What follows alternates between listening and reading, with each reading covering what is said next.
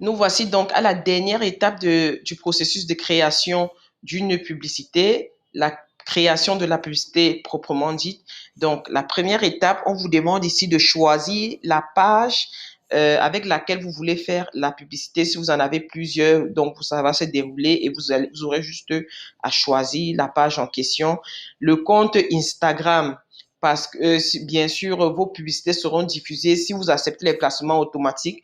Il se pourrait que vos publicités soient diffusées autant sur Facebook que sur Instagram et vous n'êtes pas obligé d'avoir un compte Instagram.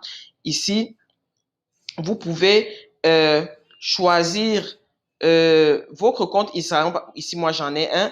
Et si vous n'en avez pas un, vous pourrez simplement diffuser vos publicités sur Instagram, même avec le nom de votre page. Donc, deuxième étape, configurer la publicité. Ici, on vous propose, est-ce que ce sera une image ou une vidéo? Est-ce que ce sera un carrousel, c'est-à-dire des images qui défilent? Est-ce que ce sera une collection? Ici, on vous propose aussi d'ajouter un instant expérience si vous voulez.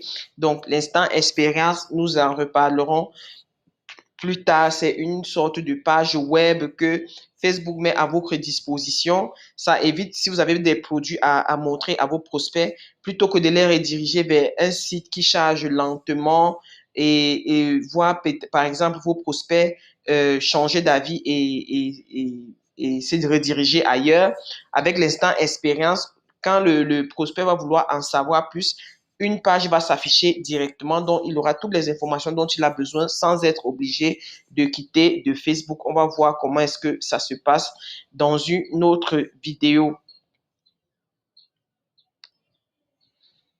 Donc là, ça vous affiche les différents placements, la langue. Est-ce que ce sera traduit automatiquement? Bien sûr, là, il faut mettre le lien vers le site internet et ici les suivis avec les pixels. On va en reparler aussi plus tard. Le pixel, c'est un bout de code que vous pouvez, par exemple, mettre, un bout de code Facebook que vous pourrez mettre sur votre site internet et ainsi pouvoir relancer les visiteurs qui viendront vers votre site Internet. Donc, aussitôt que vous allez faire les paramétrages, tout ça, vous pourrez publier, cliquez ici sur publier et votre campagne sera diffusée si oui ou non elle est acceptée par Facebook. Donc, là, c'était juste pour la présentation des différentes étapes.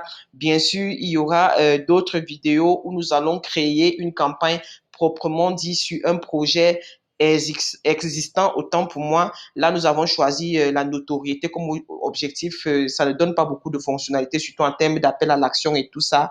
Mais on va voir d'autres objectifs. Vous allez pouvoir mettre des appels à l'action, paramétrer vraiment une campagne de façon propre. Et voilà quoi. Donc, on se retrouve dans une autre vidéo.